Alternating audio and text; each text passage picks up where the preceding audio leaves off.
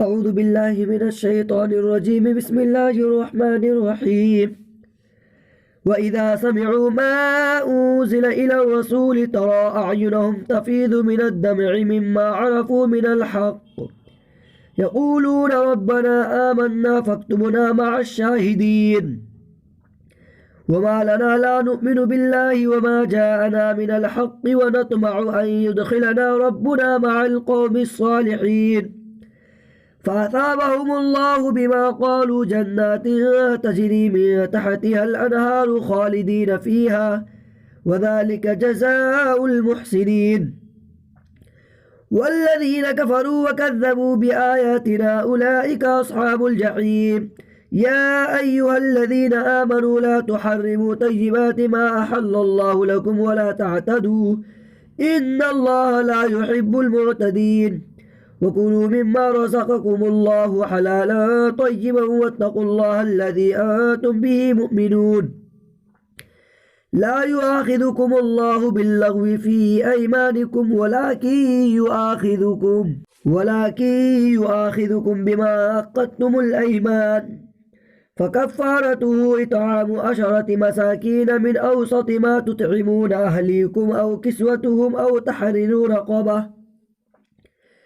فمن لم يجد فصيام 3 أيام ذلك كفارة أيمانكم إذا حلفتم واحفظوا أيمانكم كذلك يبين الله لكم آياته لعلكم تشكرون يا أيها الذين آمنوا إنما الخمر والميسر والأنصاب والأزلام رجس من عمل الشيطان فاجتنبوه لعلكم تفلحون إنما يريد الشيطان أن يوقع بينكم العداوة والبغضاء في الخمر والميسر ويصدكم عن ذكر الله وعن الصلاة فهل أنتم منتهون وأطيعوا الله وأطيعوا الرسول واحذروا فإن توليتم فاعلموا أنما على رسولنا البلاغ المبين ليس على الذين آمنوا وعملوا الصالحات جناح فيما طعموا إذا ما اتقوا وآمنوا وعملوا الصالحات ثم اتقوا وآمنوا ثم اتقوا وأحسنوا والله يحب المحسنين يا أيها الذين آمنوا ليبلونكم الله بشيء من الصيد تناله أيديكم ورماحكم ليعلم الله من يخافه بالغيب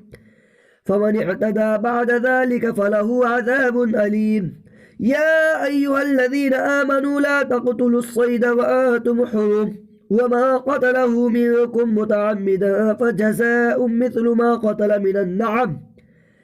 النعم يحكم به ذوى عدل منكم هديا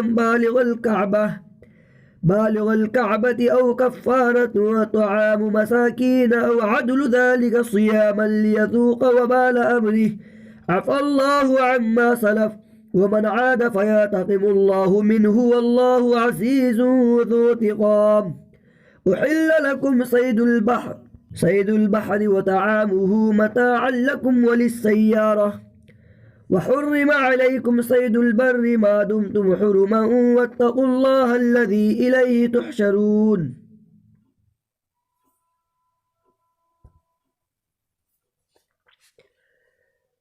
وحرم عليكم صيد البر ما دمتم حرما واتقوا الله الذي إليه تحشرون جعل الله الكعبة البيت الحرام قياما للناس والشهر الحرام والهدي والقلائد ذلك لتعلموا أن الله يعلم ما في السماوات وما في الأرض وأن الله بكل شيء عليم اعلموا أن الله شديد العقاب وأن الله غفور رحيم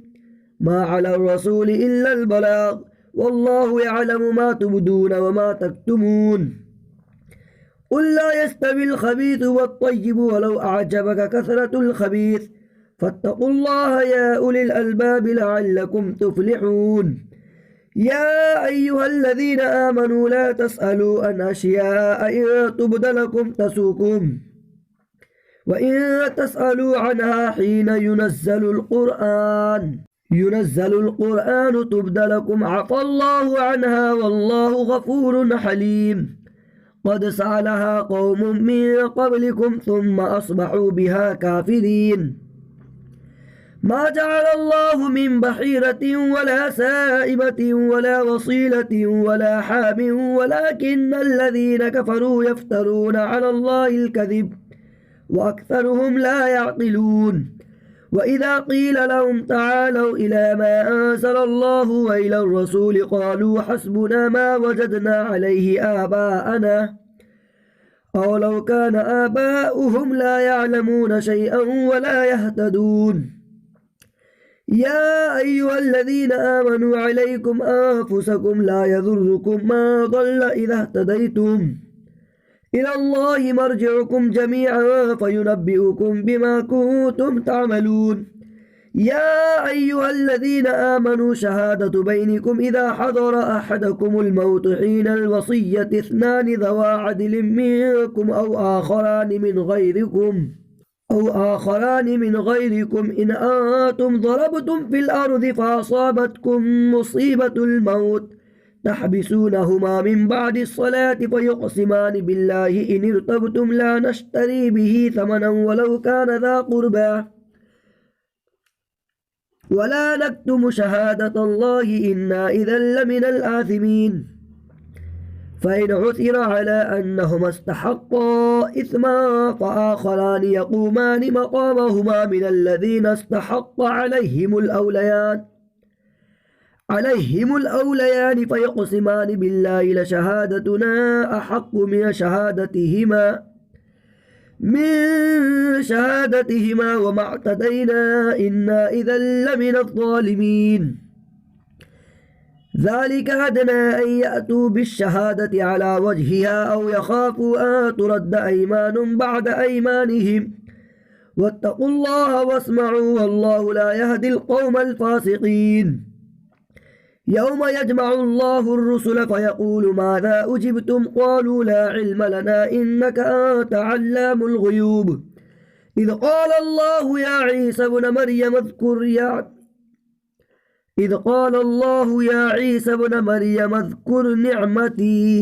نعمتي عليك وعلى والدتك إذ أيدتك بروح القدس تكلم الناس في المهد وكهلا وإذ علمتك الكتاب والحكمة والتوراة والإنجيل وإذ تخلق من الطين كهيئة الطير بإذني فتنفخ فيها فتكون طيرا بإذني وتبرئ الأكمه والأبرص بإذني وإذ تخرج الموتى بإذني وإذ كففت بني إسرائيل عنك إذ جئتهم بالبينات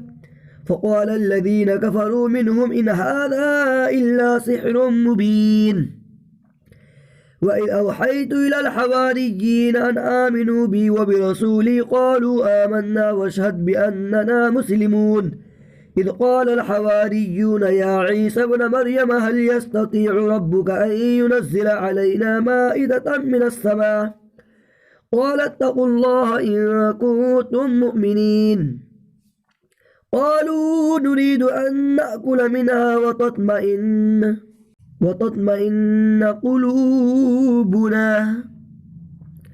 قلوبنا ونعلم أن قد صدقتنا ونكون عليها من الشاهدين قال عيسى ابن مريم اللهم ربنا أنزل علينا مائدة من السماء تكون لنا عيدا لأولنا وآخرنا وآية منك وارزقنا وأنت خير الرازقين قال الله إني منزلها عليكم فمن يكفر بعد منكم فإني أعذبه عذابا لا أعذبه أحدا من العالمين وإذ قال الله يا عيسى ابن مريم أأنت قلت للناس اتخذوني وأمي إلهين من دون الله قال سبحانك ما يكون لي أن أقول ما ليس لي بحق إن كنت قلته فقد علمته تعلم ما في نفسي ولا أعلم ما في نفسك إنك أنت علام الغيوب ما قلت لهم إلا ما أمرتني به أن اعبدوا الله ربي وربكم وكنت عليهم شهيدا ما دمت فيهم فلما توفيتني كنت أنت الرقيب عليهم وأنت على كل شيء شهيد إن تعذبهم فإنهم عبادك وإن تغفر لهم فإنك أنت العزيز الحكيم. قال الله هذا يوم ينفع الصادقين صدقهم لهم جنات تجري من تحتها الأنهار خالدين فيها أبدا رضي الله عنهم ورضوا عنه ذلك الفوز العظيم. لله ملك السماوات والأرض وما فيهن وهو على كل شيء قدير. بسم الله الرحمن الرحيم. الحمد لله الذي خلق السماوات والأرض وجعل الظلمات والنور ثم الذين كفروا بربهم يعدلون. هو الذي خلقكم من طين ثم قضى أجلا وأجل مسمى عنده ثم أنتم تمترون. وهو الله في السماوات وفي الأرض يعلم سركم وجهركم ويعلم ما تكسبون وما تأتيهم من آية من آيات ربهم إلا كانوا عنها معرضين. فقد كذبوا بالحق لما جاءهم فسوف يأتيهم أنباء ما كانوا به يستهزئون.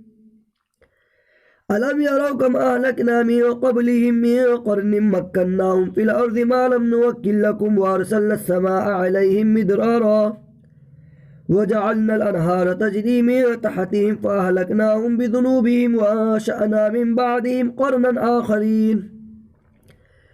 ولو نزلنا عليك كتابا في قرطاس فلمسوه بأيديهم لقال الذين كفروا إن هذا إلا سحر مبين.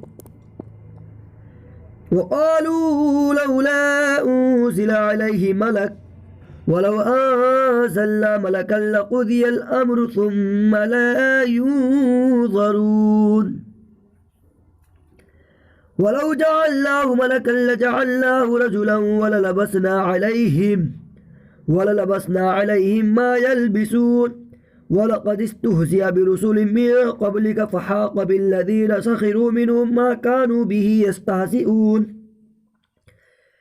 قل سيروا في الأرض ثم انظروا كيف كان عاقبة المكذبين. قل لمن ما في السماوات والأرض